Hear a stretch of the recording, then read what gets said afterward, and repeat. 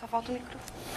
Olá, estamos abrindo mais uma edição do nosso painel regional Debates, né? Você acompanha com a gente sempre de segunda a sexta, à 1h30 da tarde, personalidades da nossa região, personalidades do Brasil, passando aqui pelas nossas bancadas, junto com você, discutindo e debatendo os assuntos importantes aqui para a nossa região metropolitana e, claro, os temas a nível nacional também. Lembrando sempre que nós temos uma reprise, também de segunda a sexta, claro, às 20 horas, 8 da noite, portanto, e um pouquinho mais na frente, às 10 da noite, na sequência do programa do JB, tem um painel regional, aí com entrevistas, né, e também temas relevantes, claro, à nossa região metropolitana e ao país. Nessa edição política, não é, e o que aconteceu ontem no Itaquerão, com a hostilidade da torcida paulista, ou da torcida que estava no Itaquerão, não dá para dizer torcida paulista, porque os ingressos foram espalhados, aí, comprados pela internet, não é? Dá para dizer que só tinha a torcida paulista ali, né? Evidentemente 70% talvez fossem torcedores radicados em São Paulo, mas teria pelo menos aí um 30% de gente que veio do Brasil, pelo Brasil afora e de outros lugares do planeta, né? Vamos falar de política e de outros assuntos importantes aqui no painel, com prazer recebendo o presidente da Câmara de Santos, o vereador Sadal Nakai, do PSDB. Bom, tudo bem, Sadal? Prazer revê-lo. Boa tarde, Boturão. Boa tarde a todos os espectadores do painel regional e aos meus colegas de bancada. Uma boa tarde a todos e espero poder colaborar aí com o debate. Com certeza, prazer receber o presidente da Câmara de Santos, como também a nossa Olívia Pérez, cientista política, professora, que mais uma vez participa e colabora conosco. Tudo bem, Olívia? Tudo bem, Boturão. Boa tarde, vereador. Boa tarde a todos aqueles que nos assistem. E o nosso Uriel Vilas Boas, jornalista, advogado, sempre comentarista já habitual aqui do painel, mais uma vez com a gente nesta edição. Tudo bem, Uriel? Tudo bem, Boturão? Boa tarde, vereador, boa tarde, Olívia. É sempre um prazer estar aqui, discutindo, debatendo, que nós precisamos disso, falar e ser ouvidos, claro. O espaço é bom para isso, sem dúvida nenhuma, né? Sempre à sua disposição, nosso telefone 30 14 52 81, ligue para cá, participe conosco, envie aí a sua pergunta, o seu comentário, a sua opinião a respeito dos assuntos, dos temas que a gente coloca em discussão, que a gente coloca em debate aqui no programa, né?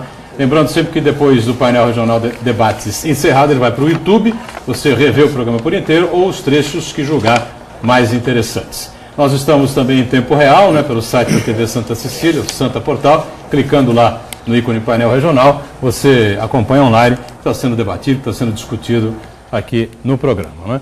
E pelo Facebook, nas redes sociais, facebook.com/painel regional, você compartilha com a gente e colabora e participa conosco aqui diariamente do painel regional Debates. Sempre na abertura do programa, a gente dá um destaque especial aos nossos parceiros aqui do dia a dia, como é o caso do DL, o Diário do Litoral, que tem esta manchete nesta edição de sexta-feira.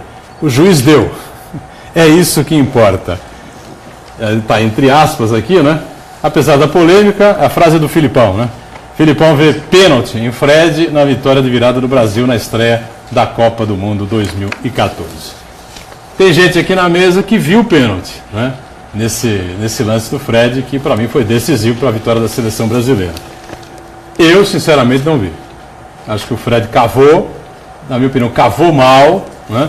E o árbitro japonês, eu não sei se passou ali um vento ali, ou caiu uma areia no olho dele, ele soprou o apito, marcou o pênalti, o Neymar converteu quase que o goleiro pega, hein? O Neymar bateu e fez o gol, Brasil 2-1, depois saiu o terceiro, né? E foi um lance decisivo. Mas há aqui na mesa, por favor, Sadal Nakai, me ajuda aqui, passar para os nossos convidados o jornal, né? Há aqui na mesa alguém que está me contradizendo e eu democraticamente vou abrir a ele a palavra, não é, vereador? É verdade, eu achei que foi pênalti, porque observando o jogo, o juiz criou um critério e no primeiro tempo o juiz fez uma advertência na grande área antes do escanteio, que estava o Davi Luiz e o zagueiro da Croácia disputando, se agarrando, e o juiz chamou os dois e fez uma observação.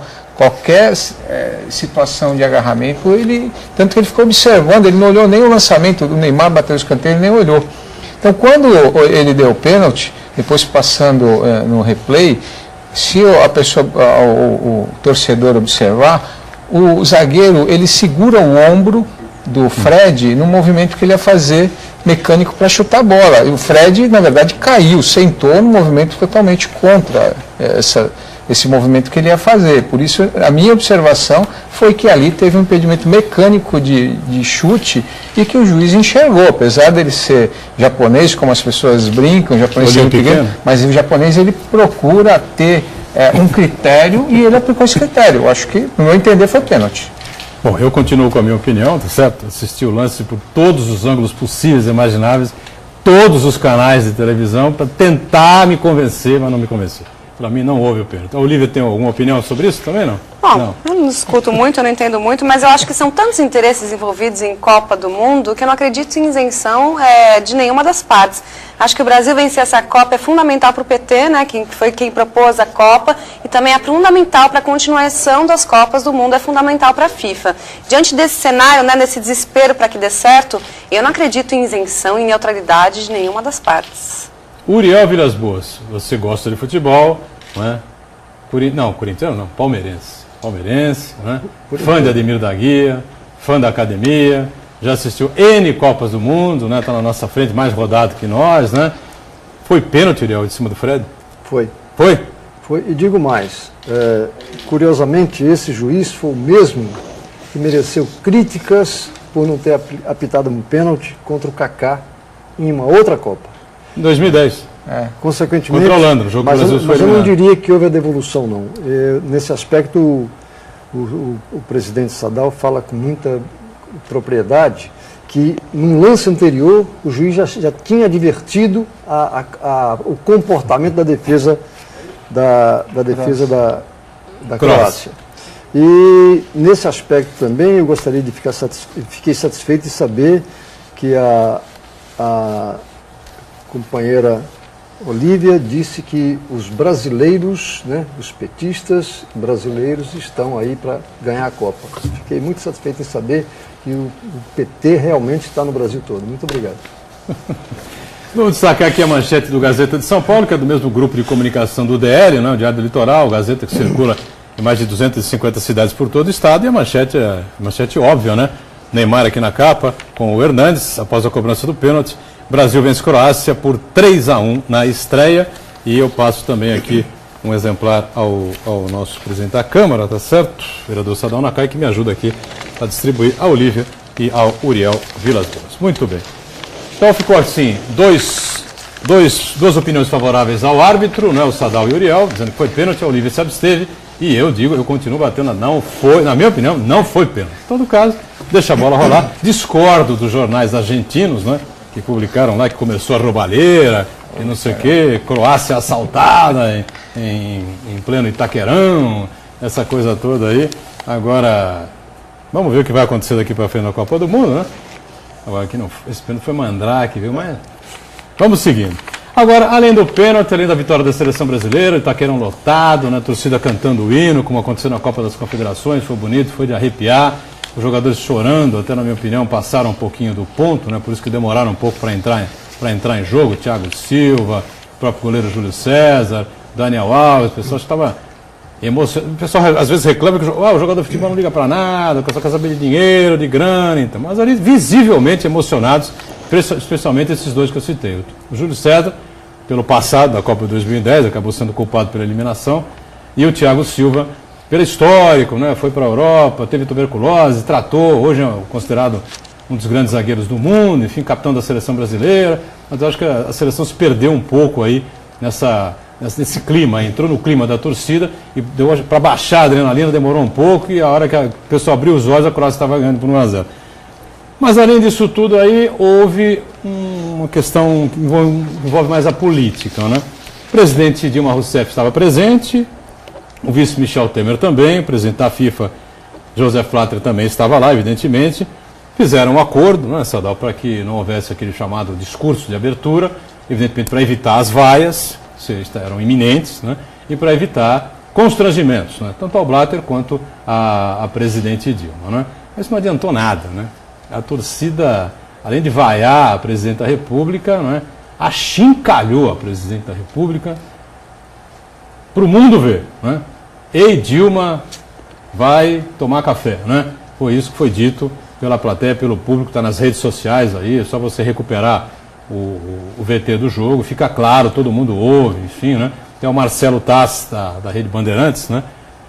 Postou lá no Facebook, eu vi o Facebook do Marcelo Taz, exatamente numa dessas manifestações. A torcida exagerou, passou do ponto, né? Desrespeitou a instituição Presidência da República, não é nada disso, democracia sim. Eu queria ouvir o que os três participantes da mesa. Vamos começar aqui com o presidente da Câmara. Olha, eu pessoalmente acho que houve um exagero na manifestação. Acho que a discordância deve se manifestar nas urnas, nas eleições, não de forma num evento de dimensão mundial em que está sendo transmitido um campeonato mundial da qual o Brasil está sediando e a presidente da nossa nação ela ser hostilizada pelo seu povo dessa forma. Na minha opinião, há um desrespeito nesse sentido à instituição maior que é a nossa presidente. Se a presidente conduz mal o país, isso deve ser decidido, o povo deve ser decidido na urna, é minha opinião. Em que pese que a situação possa ter sido criada, talvez até pela forma como essa interlocução da presidente acaba sendo feita com a nação, de uma forma meio protocolar, muitas vezes mandando mensagens para a população de forma que não corresponde, talvez com um sentimento nato que ela possa estar pensando, talvez isso possa ter gerado esse sentimento da população paulista ter se manifestado daquela forma. Mas na minha opinião, foi uma manifestação exagerada, uma vaia à presidente, isso cabe dentro do processo democrático, mas uma ofensa nesse termos é um desrespeito total à instituição e da presidência da República, minha opinião. Diga, Olívia, pois não, qual é a sua avaliação sobre o que aconteceu ontem no Itaquerão? Vou falar que eu concordo que eu faria a mesma coisa, mas acho que alguma coisa de se esperar, né? Já se esperava. A popularidade da presidência da República, ela vem caindo, ela tem um alto índice de rejeição, principalmente entre os de maior renda e mais escolarizados, que eram as pessoas que estavam lá no estádio, né? Os que mais as rejeitam. Você percebe que a intenção de votos vem caindo, né? Caiu de acordo com as últimas pesquisas, ela passou de 37% para 34%, assim como caiu a intenção de votos também para o Aécio Neves e para o Eduardo Campos, e vem aumentando o número de pessoas que dizem, né, que declaram que vão votar branco ou nulo. Em São Paulo chega a ser quase um terço do eleitorado diz que não tem candidato, que não aprova nenhum deles aí. Então é importante entender o que está acontecendo para que a gente chegue numa situação em que a presidente da República ela é vaiada durante uma Copa do Mundo. E eu acho que o que está acontecendo tem um pouco o que o Uriel falou no começo, que a gente está falando, mas a gente não está sendo ouvido. É como se a classe política ela tivesse surda, né? Estamos falando, fomos às ruas, os brasileiros foram às ruas há um ano atrás e nada foi feito, nada foi mudado. A Hannah Pitkin, que é uma filósofa alemã, que ela discorre sobre a representação, ela diz que o representante ele não tem que obedecer aos eleitores, não tem que fazer exatamente o que os eleitores desejam, mas ele tem que ser minimamente responsivo, ele tem que, de certa forma, atender às demandas e ele tem que prestar sempre contas das suas atividades. Não é isso que está acontecendo. Então, a gente deseja certas mudanças, deseja menos corrupção, serviços melhores e, simplesmente, isso não está acontecendo. E a gente nem tem alternativa. Não tem um candidato que se apresente como alternativa. O Eduardo Campos ele se colocava como uma terceira via, como uma alternativa aí o governo federal, mas já está próximo do Alckmin, no governo estadual, e não apresenta um projeto, ideias que me soem como uma alternativa, assim como em São Paulo a gente não tem uma alternativa. É mais ou menos mais do mesmo. Ninguém toca em pontos centrais que a população gostaria de ouvir, que é, por exemplo, a não obrigatoriedade do voto, né? A população gostaria de ouvir a respeito desse tema. Né? Sim, sim. Você vê, a população foi às ruas, pediu, e qual que é a proposta do Aécio Neves aqui para tocar um pouco no PSDB? Que as eleições sejam feitas todas juntas de 5 em 5 anos, então menos debate político. Quando as pessoas esperam mais, os candidatos eles propõem menos. É como se a gente tivesse uma classe política surda aos interesses da população. E aí esse é o resultado, infelizmente, essas vaias que sem dúvida...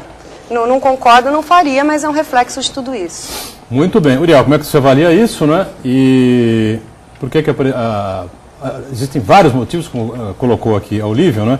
Para que a presidente possa sofrer uma vaia, né? Como governador do estado, como vice-presidente, seja lá qual for aí a liderança política, né?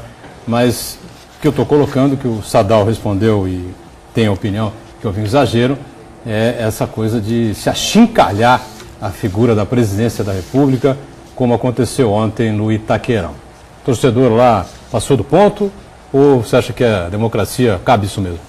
Se nós voltarmos apenas uns dias passados, o Brasil jogou uma partida e foi fazer um gol no segundo tempo, quase no final. Sérvia, Morumbi. A torcida já estava vaiando os jogadores.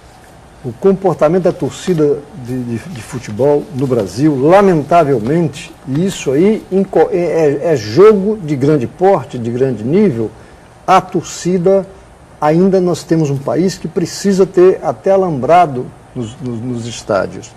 E nesse aspecto, eu diria, qual o político que ontem aparecesse na televisão, lá no telão, que não seria vaiado? Evidentemente, em primeiro lugar. Em segundo lugar, eu tenho um cuidado na afirmação quando eu digo população ou torcida. Eu diria, partes da torcida vaiaram, partes da população tomaram essa atitude. Hoje, em Belo Horizonte, eles estão providenciando, aliás, amanhã em Belo Horizonte, eles vão providenciar a recuperação de vidros quebrados nos bancos e por aí afora. Vi na televisão ontem também uma cena que me marcou. Um pai foi até uma manifestação pegar o filho que estava com um negócio na cabeça, tirou e tentou tirar o filho, gritando com ele, brigando com ele, porque manifestação política é aceitável. O que não se aceita é a violência. Porque o direito de falar, direito de dizer... caramba, meu filho tentou comprar ingresso para assistir o jogo, era R$280 o menor ingresso. Se ele comprasse, ou as pessoas que compraram vão para o estádio, não é? Como estava lá, a torcida, inclusive, assistindo o jogo tranquilamente. Eu vou aceitar que um grupinho me impeça de entrar no campo? Então, são situações que exigem que a gente reflita, porque nós temos que avaliar, e aí o próprio presidente da Câmara pode dizer isso para a gente, quantas pessoas participam da discussão de um orçamento municipal. Quantas pessoas participam da discussão das contas que são apresentadas pelo Poder Municipal?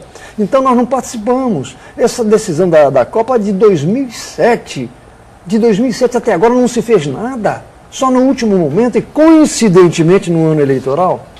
E, mais ainda, não se considera isso que isso é Brasil. São pontos setorizados, localizados. Não é? Então a gente precisa avaliar sobre esse prisma para não haver distorção na forma de pensar nessa questão. Eu acho que foi uma atitude grotesca e também me emocionou ver os jogadores cantando o hino nacional, que não é comum, não é? Até isso. Agora, eu só termino dizendo que eu não consigo ainda, não sei dizer ainda a escalação da seleção brasileira. Mas se me perguntar de 1950, eu sou capaz de dizer. De 82 eu digo para você agora. Valdir Pérez, Leandro, Carlosinho Júnior, Cerezo, Falcão, Sócrates, Zico, Serginho e Éder. Quem jogava fora, quem jogava lá no exterior? Só o Falcão.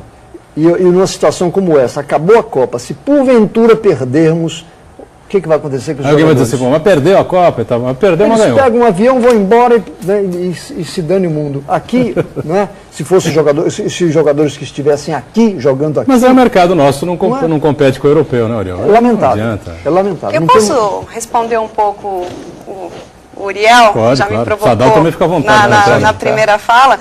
Bom, primeira coisa, Uriel, o fato do torcedor ele fazer uma vaia, né, uma crítica ou xingar a presidenta não significa que ele não queira tercer e não queira participar e que o Brasil ganhe a Copa do Mundo. O futebol, acima de tudo, ele é lazer. Lazer é um direito social nosso, né? Está no artigo 6º da Constituição. A gente quer e o ser humano precisa para viver. Então, o fato de eu ser uma pessoa crítica não significa que eu não vou torcer para a Copa do Mundo, né? Não, aliás, nem preciso ser uma pessoa crítica, rancorosa, que não se diverte. Eu posso fazer as duas coisas. coisas. Agora, eu acho que a população quer falar, Uriel, e era o estádio inteiro lá que me pareceu que queria falar. A população quer ser ouvida, a gente está lá no ouvido da presidenta e dos nossos governantes. Eu quero falar. Quando você vai me atender? Será que aqui, no momento de projeção internacional, você vai me ouvir? Eu espero que a presidenta ouça e repensa, de fato, as suas ações. E na sua fala, Uriel, você bota bastante a culpa na população, né? Ou no torcedor, ou da população que não participa das audiências onde é discutido o orçamento da cidade de Santos. A minha pergunta é, e talvez o Sodal responda melhor, né? O que adianta você participar de uma audiência pública que discute o orçamento se de fato você não consegue interferir nele? Você vai ouvir uma coisa que já está pronta, já está formulada e você não interfere. Para a gente participar, e as teorias sobre participação, elas explicam isso, a gente só participa quando a gente ganha mais do que a nossa perda, né? O nosso desgaste de ir lá participar, de perder tempo em dinheiro. Então, quando que eu participo? Quando eu tenho possibilidade de ganhar alguma coisa a mais. Se a gente não tem isso numa audiência pública, a gente prefere ficar em casa, né? Posso te responder? Deixa eu só fazer uma complementação, Uriel. Eu passo a palavra a você. O que eu acho interessante nessa manifestação que a Olívia coloca sobre a participação plena da sociedade e o resultado da participação, ela ser realmente implementada. Eu acho que nós já temos, de uma certa forma, uma estrutura capilarizada nos órgãos federais, estaduais e municipais para levar a essa participação indireta, representada, que são os conselhos municipais. Só que muitas vezes o que nós estamos vivendo hoje é um auge de uma sociedade fragmentada. Então, essas representações também, muitas vezes, as pessoas não se sentem representadas por um presidente de sociedade de melhoramento de bairro, por um presidente de clube, por um presidente de uma associação. Então, a nossa sociedade hoje ela está muito individualizada. E a ação individualizada numa audiência pública, ela nunca vai ser atendida. Porque falta ainda, e aí as políticas públicas, os presidentes de Câmara, os presidentes da Assembleia, os deputados, os vereadores, os deputados federais, eles são os responsáveis também de dar acesso à informação e de criar uma capacitação plena para a sociedade poder se manifestar dentro do Estado de Direito. Existe um Estado de Direito e, na minha opinião, para a democracia ela ser consolidada, ela avançar, esse Estado de Direito precisa ser respeitado. Então, nesse sentido, é que eu vejo que muitas vezes há uma geração que cresceu pós-88 e que não teve a participação efetiva de todas as lutas pelo processo democrático ser implantado no nosso país. E essa geração cresceu com uma extrema facilidade e com extremo acesso, tanto à informação quanto à economia. Teve uma geração, a geração que nasceu a partir de 88, teve a economia aquecida, a consolidação econômica, o direito a consumo, o direito ao mercado aberto, e ao direito a estudar, a fazer boas faculdades, a ser um ser pensante, e que, no entanto, está relegando todo um histórico de luta democrática que teve no processo político. Eu digo isso porque meu envolvimento na política é recente, eu não tenho histórico político de herança, nem de política partidária. A minha atuação política é de 5 anos em função da minha necessidade de participar efetivamente nos resultados da nossa sociedade. Então, eu passo aí, o Uriel queria fazer uma manifestação dentro dessa sua provocação, eu acho que é interessante ele complementar. O Uriel vai complementar daqui a pouquinho, a gente está em cima do break aqui, a gente vai continuar falando sobre esse tema, sobre esse assunto. Eu escrevi um artigo para o Diário do Litoral, mais um, né? Só que eram 8, 9h30, 10 horas da noite já, e não deu tempo de ser publicado hoje, talvez publiquem amanhã, enfim, eles publicam todos os meus artigos, né?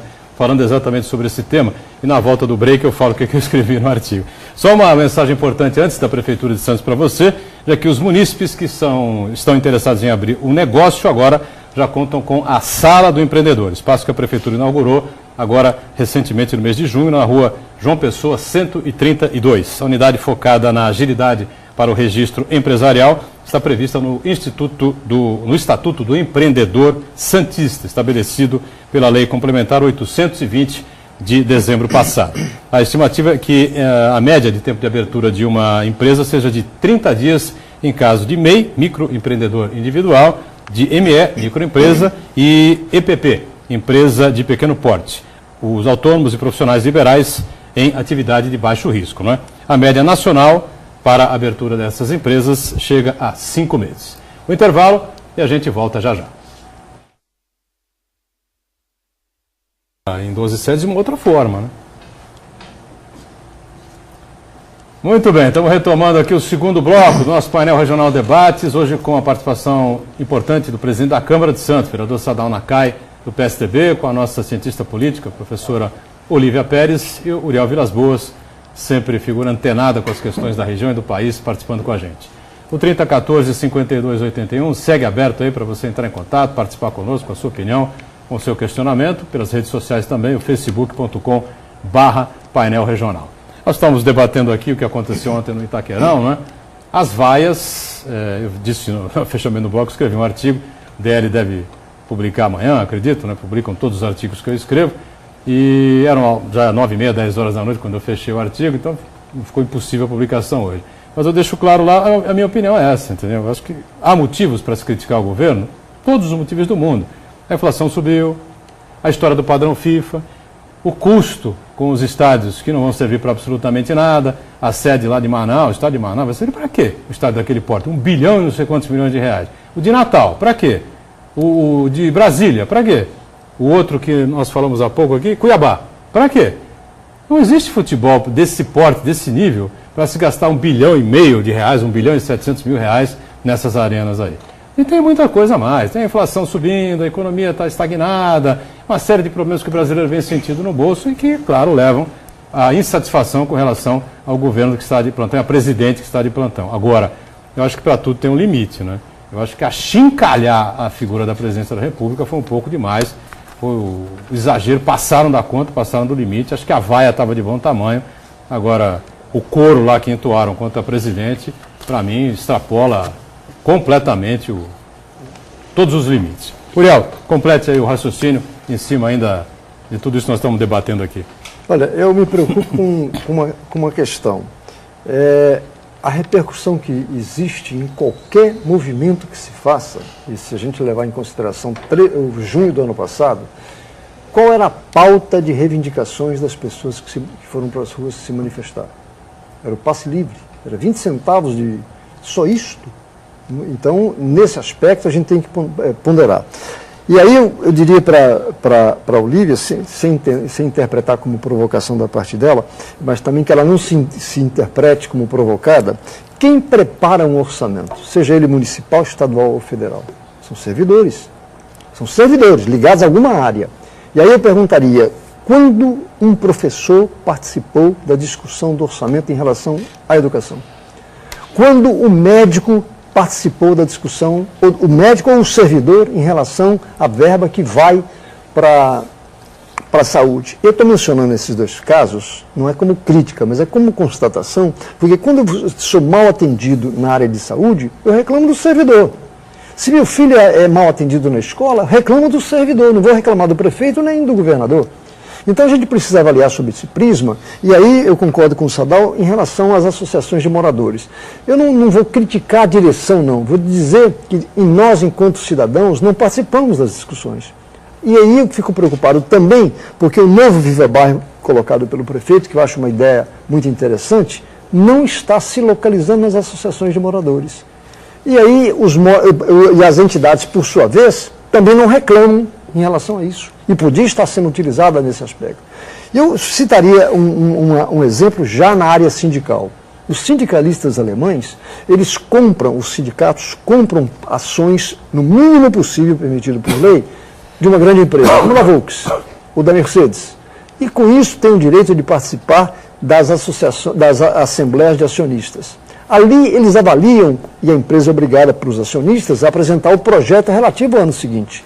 Quando eles vão discutir os direitos dos trabalhadores, eles sabem direitinho, com a assessoria que contam, se a Volks ou a Mercedes está falando a verdade ou não.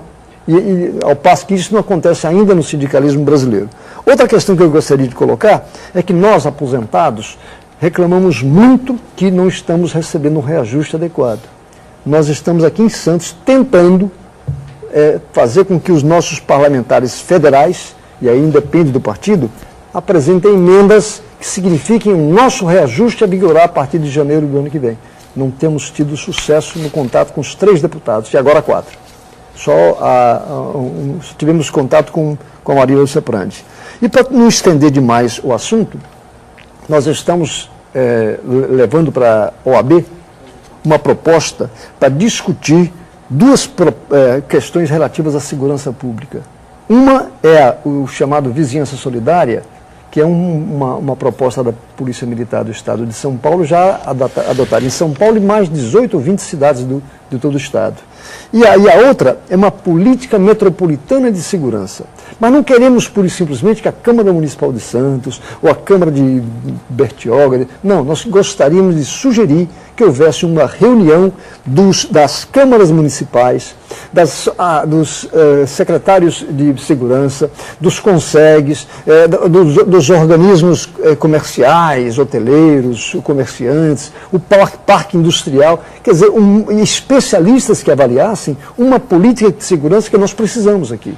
Não simples e tão somente pontuar, está faltando 2 guardas aqui, 5 guardas ali, coisa que o valha. Não jogar responsabilidade pura e simplesmente à Secretaria de Segurança no Estado. Isso significa o quê? Participação. O que nós precisamos é isso, é participação. E quando a gente vai para a Câmara Municipal falar com um vereador, eu não posso falar por mim.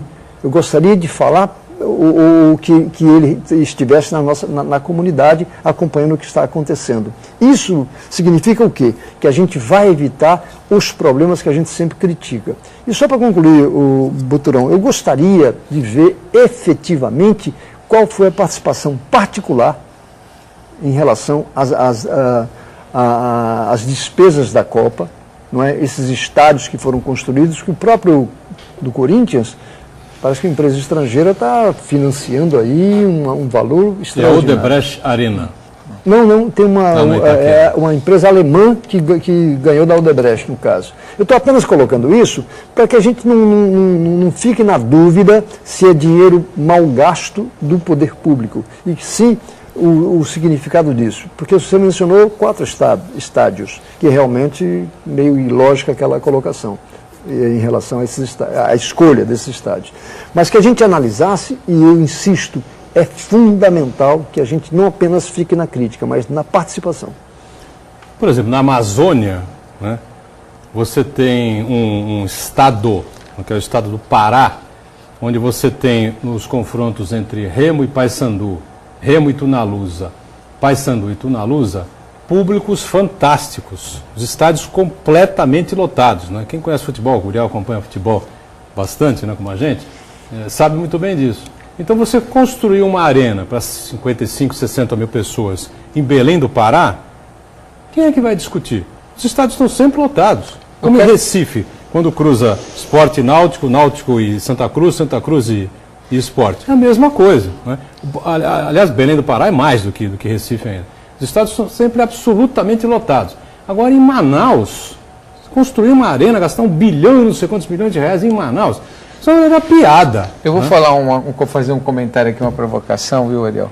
Em 2009 ou 2010, se eu não me engano, eu já estava no primeiro mandato e estava sendo discutida no Congresso Nacional um projeto de lei, se eu não me engano, era um decreto que criava... Não, projeto de lei. Fizeram uma emenda a um projeto de lei que criava o regime diferenciado de contratação. Lá atrás, 2009, 2010. Se eu não me engano, foi em 2010. Eu fiz uma manifestação na Câmara de Santos, porque que há incorreções na lei de licitações, para quem está hoje dentro do Executivo, tem que fazer uma obra, tem vários empecilhos, exatamente para criar um maior controle do gasto do dinheiro público. Aí foi feita a lei de licitações. Mas isso, muitas vezes, pela dissincronia dos mandatos, aí, Olívia, eu também faço essa provocação, da importância da unificação dos mandatos, porque muitas vezes, para você concretizar um projeto de lei aprovado, uma obra aprovada, pode ficar de um mandato para outro e não se consolida um recurso que precisa ser acessado no âmbito federal, no âmbito estadual. E naquela oportunidade da Copa do Mundo, foi feito o regime diferenciado de contratação exatamente para poder iniciar licitações da Copa do Mundo, dos estádios da Copa do Mundo. Não estou discutindo aqui se tinha que ter em Manaus, ou em Cuiabá, ou mesmo no Distrito Federal. Né? Distrito Federal também. Então, eu não estou discutindo isso. Eu digo a pauta de discussão que poderia até inviabilizar a realização da Copa do Mundo em 2014. Houve oposição, sim, a essa condução política lá no Congresso. A máquina, a bancada governista aprovou, foi num projeto de lei, foi uma emenda a um projeto de lei que não tinha nada a ver, se não me engano, era um projeto de lei ligado à autorização de patente de farmácia, de remédio, alguma coisa assim, que foi feita essa emenda e aprovado o regime diferenciado de contratação. Então, houve discussão sim anteriormente, a oposição fez a sua discussão, principalmente para que não houvesse problemas em relação à construção dos estádios. Então, essa discussão, dizer que não foi discutido antes o impedimento da realização da Copa do Mundo, só está discutindo agora, não é verdade. Houve sim um grande lobby favorável que muitos artistas até participaram para que a Copa fosse realizada, mas no ambiente político houve discussão sim de como seria realizada. No entanto, da forma como muitas vezes os governos estão conduzindo as decisões no país, a maioria nas suas bancadas dentro do Congresso, Assembleia Estadual ou Câmara Municipal, tem conduzido a favor do Executivo. Se o Executivo conduz mal qualquer plano, infelizmente acaba dando problema para a população. Bem, mas aí eu diria para você uma situação curiosa. A Dilma criou um decreto recente onde aborda exatamente a necessidade das comissões e conselhos populares que possam avaliar alguns encaminhamentos. Eu não vi ainda uma discussão no sentido de interpretar aquela questão, eu vi deturpação, fui colocando como se estivéssemos trazendo para cá conselhos bolivarianos e por aí afora. Nós temos em Santos 27 conselhos, e aqui não é um governo ligado ao Chaves. Então, o que a gente precisa, efetivamente, e nesse caso, como o senhor menciona o aspecto da discussão, eu não vi, por exemplo, aqui na nossa região, essa discussão. E aí, alguns segmentos, na minha opinião, deveriam participar mais. Quando eu digo, por exemplo, o setor universitário deveria, pela especialização na área econômica, na área financeira, deveriam estar dando opiniões. Mas aí a gente pode pensar também naquele outro aspecto, o aspecto econômico. Então, entram as empreiteiras que estão interessadas e, consequentemente, não estou colocando em dúvida as licitações, as concorrências, estou colocando em dúvida o interesse pessoal, particular de cada uma dessas empresas. Mas que, infelizmente, a comunidade não discutiria isso, ainda mais em se tratando de futebol. Pois não, Olívia?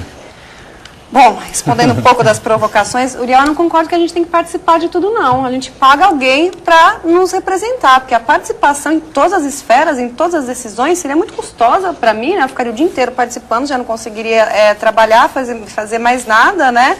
E por isso que existe a democracia representativa, porque a democracia direta ela é inviável por uma questão de escala, tem muita gente. E porque, desde os formuladores do governo representativo, considera-se que existem pessoas mais bem preparadas do que outra para tomar certas decisões. Então, essa história ela já foi resolvida. Voltando um pouco ao que você tinha falado anteriormente, como é que é feito o orçamento? Teoricamente, o orçamento é feito por técnicos, né? E aí os ministros, os secretários, que representam os médicos, os professores, os educadores, vão lá, colocam as suas demandas e tem um seu quinhão aí do orçamento, sempre estabelecendo as regras legais para os orçamentos. Mas eu acho que tem toda uma crítica a esse processo. E a crítica principal que eu faço é que os orçamentos, não estou nem falando de Santos, vamos falar então de decisão, dinheiro gasto na Copa. Infelizmente, que as pessoas que estão nesses cargos, que teriam que ser cargos técnicos, são pessoas afiliadas a partidos políticos.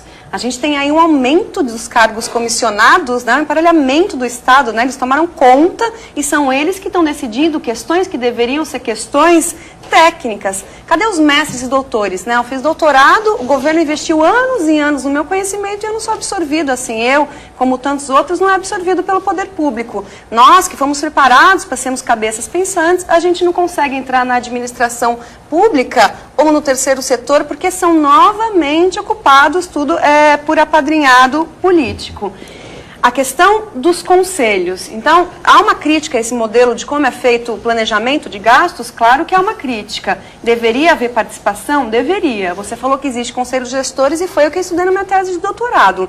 Infelizmente, volto a falar, não é o caso de Santos, mas a maior parte dos conselhos gestores do Brasil, ele é todo ocupado por pessoas do governo e do partido político do governo. Ele, de fato, ele não se mostra como um mecanismo de participação da população que leve as demandas. Você tem um projeto ótimo como orçamento participativo que vai ser implementado em Santos, eu espero que tenha muito sucesso, que já foi implementado em outras prefeituras. A ideia é ótima, a gente participar da elaboração do orçamento, mas na prática eles destinam uma parte tão pequena do orçamento para a população participar, que me diga, se eu vou perder minha noite, minha novela, meu jogo de futebol, para ir na reunião, para destinar 0,0000 alguma coisa, né, para o orçamento, e uma discussão enorme a respeito disso, em que eu vejo que as pessoas que estão discutindo são todas o mesmo partido político lá do governo.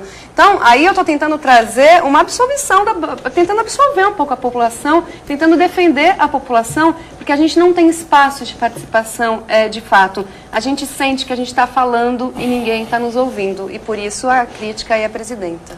A gente tem que sair por mais um intervalo, tá certo? Eu só vou fechar aqui, eu abri esse bloco explicando aqui o que eu tinha colocado no meu artigo com relação ao coro mal criado, né, da torcida ontem no Itaquerão contra a presidenta da República, que na minha opinião foi ofensivo à instituição presidência da República. E só esqueci de um detalhe, né?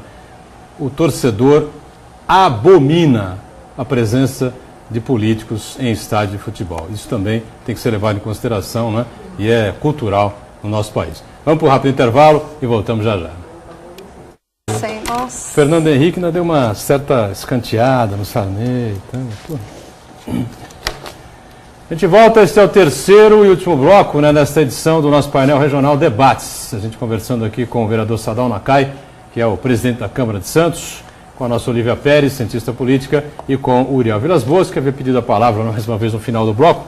Quer completar alguma coisa ainda, Uriel? Quero responder um pouquinho a Olívia dizendo o seguinte: evidentemente que nós não vamos esperar que a população compareça à Câmara para discutir a elaboração do orçamento.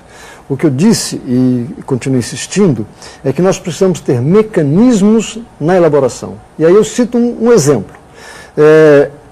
Quem de nós pode dizer em que pé está a elaboração do orçamento do ano que vem? Ele terça-feira passada agora, teve uma reunião da comissão, que é presidida por um deputado federal do PT de São Bernardo, onde recebem todas as emendas, avaliam de acordo com o regimento e a colocação dessas emendas numa proposta que será encaminhada ao governo. Até final de setembro, o governo devolve o orçamento e ele vai, então, para ser analisado pela comissão, pelo Senado e Câmara, sendo votado até o final do ano. O que se discute é: eu tenho interesse numa emenda, tá certo? Eu sou aposentado, tenho interesse numa emenda. Entidades de aposentados podem sugerir a apresentação dessas emendas. Agora, claro, a tramitação não é fácil, a tramitação é muito difícil, mas se a gente fizer uma comparação com outros segmentos, eles já têm uma estruturação tal que lhes permite levar as emendas através dos deputados que eles ajudaram a eleger. Isso é uma falha que nós cometemos. E aí pode se dar no orçamento municipal, estadual e federal.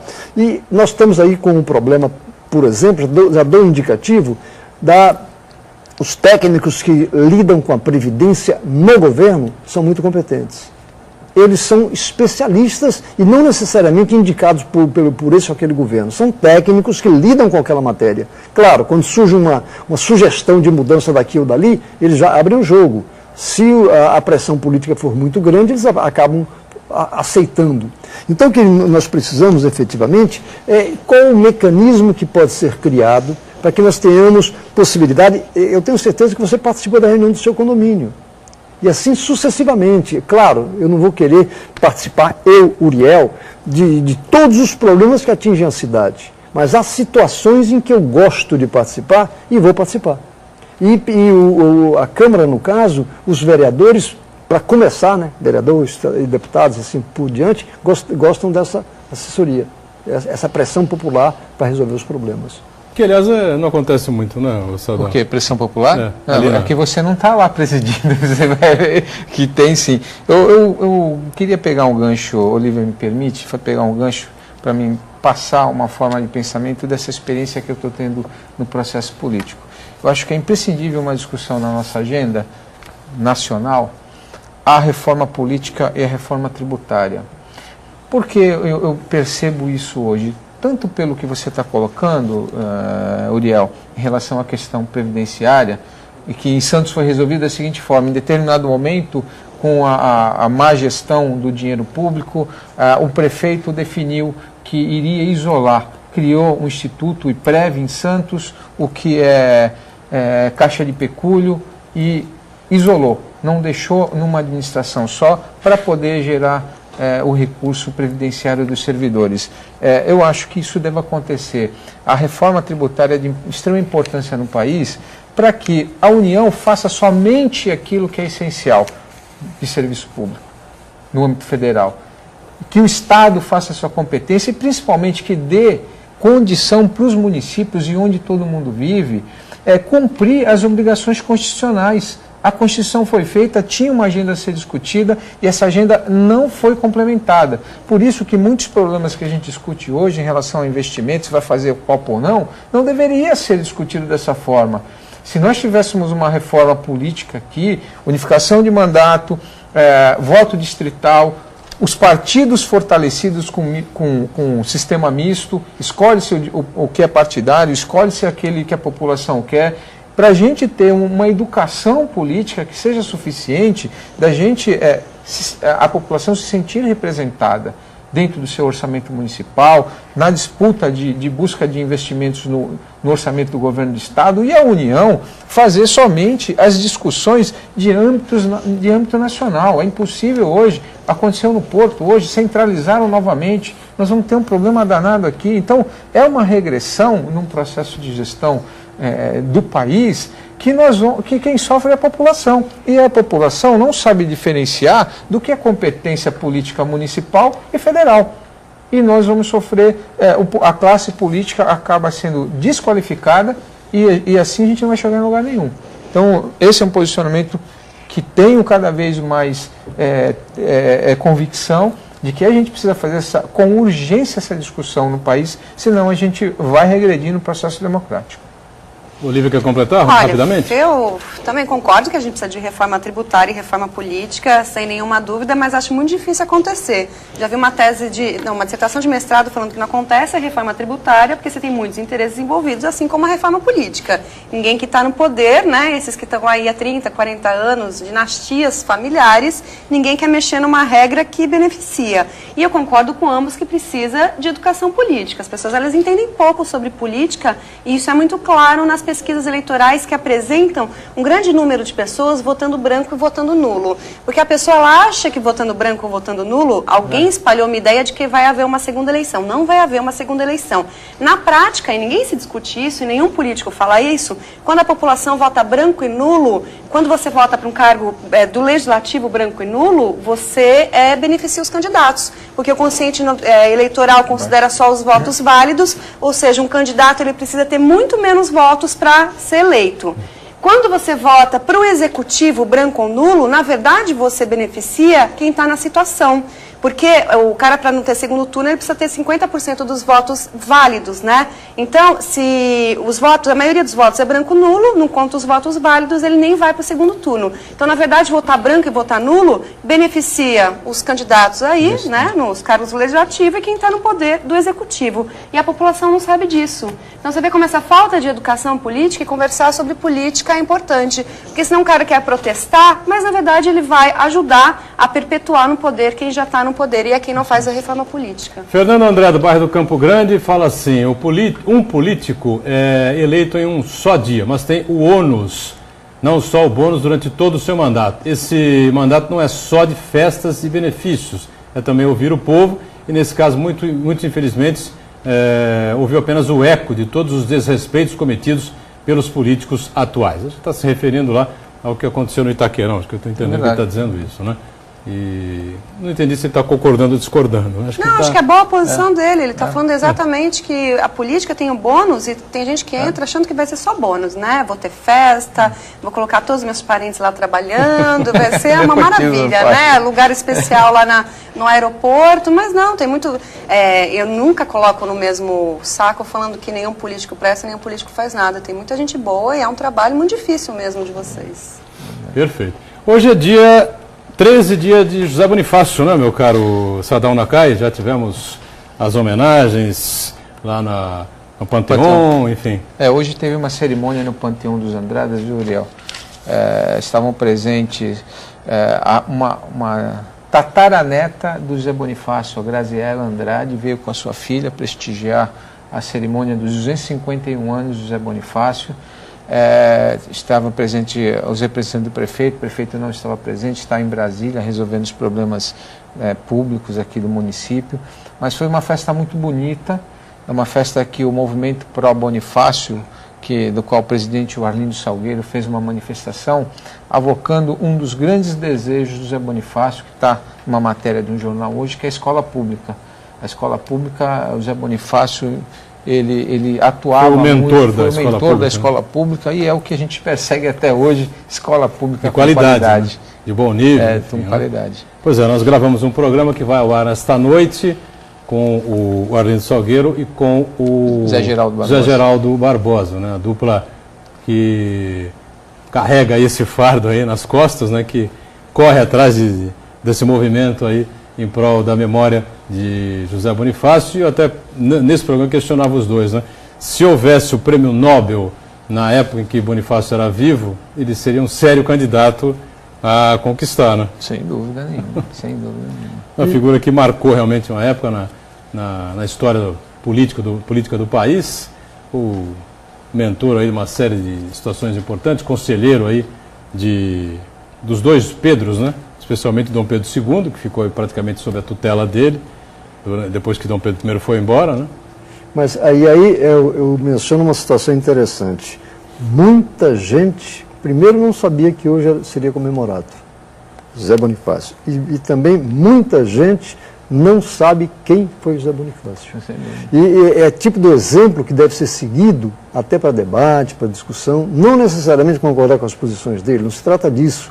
Mas naquela época era uma figura que vamos dizer assim, seria assessor, não, seria conselheiro dos dois reis ainda, né? Imperadores. Então a gente precisa marcar essa questão no sentido assim da meninada analisar, avaliar e servir até como exemplo. Quem sabe no futuro serei eu, José Bonifácio, tipo assim, apenas como exemplo, porque nós precisamos disso, fazer com que o debate esteja, não toda hora, como disse, para não preocupar muito a Olívia, mas que a gente consiga, e ela como cientista político sabe muito bem disso, a necessidade da população saber das coisas, porque a omissão, o ficar calado, não ajuda em nada o desenvolvimento que a gente quer nesse país. É verdade. Diga, Olívia. Eu acho que esse exemplo do José Bonifácio mostra muitas coisas pra gente, né? Ele é muito importante. Primeiro, pra gente perceber como teve gente lutando no Brasil e como a gente lutando como Uriel. Essa ideia de que todo mundo é passivo, de que não há luta no Brasil, isso daí é uma mentira. A gente teve muitos lutadores, né? Como o José Bonifácio. Quando a gente percebe as bandeiras dele, o abolicionismo, a escola pública, a gente percebe o quanto as questões ainda são centrais no Brasil. E, portanto, o quanto que as reflexões dele ainda servem para a gente entender o Brasil. E também eu andei lendo algumas coisas que ele escreveu há um tempo atrás, eu vejo quanto melhorou. Porque se a gente acha que a violência está piorando, está tudo muito pior, há 200 anos atrás você tinha escravidão no Brasil, né? Então, você vê como as coisas, tudo bem, as coisas bases, ainda o Brasil tem muito para caminhar, né, para melhorar, mas como a gente já avançou. E José Bonifácio era um dos idealistas da inclusão, à época, dos negros na sociedade enquanto membros de formação de uma nação. Ele já tinha projetos para a inclusão dos negros, assim, que findasse o período abolicionista, para ele ser inserido na atividade econômica para que ele pudesse ser um dos agentes transformadores da nação. Pois é, a nossa história, lamentavelmente, faz questão de, não digo esquecer, né, mas fica ali meio na sombra, né? A figura do José Bonifácio, como disse o Uriel, muita gente não sabe quem foi, os santistas principalmente, né? Ele que era filho da terra, enfim, é uma das figuras mais importantes da história desse país. Sadal Nakaya, obrigado pela presença com a gente aqui, sucesso e até uma outra conosco, viu? Obrigado. Eu que agradeço, Boturão, agradeço a companhia agradável da Olívia e do Uriel. Uma boa tarde a todos. Obrigado, Olívia, também. Olívia Pérez, professora, cientista política. O nosso Uriel Vilas Boas, também sempre um importante comentarista aqui do painel. Obrigado a você que nos acompanhou. O Painel Debates volta segunda-feira, sempre às 1h30 da tarde, a reprise às 8 da noite. Um pouquinho mais na frente, às 10 da noite, 22 horas, o painel regional. Tchau.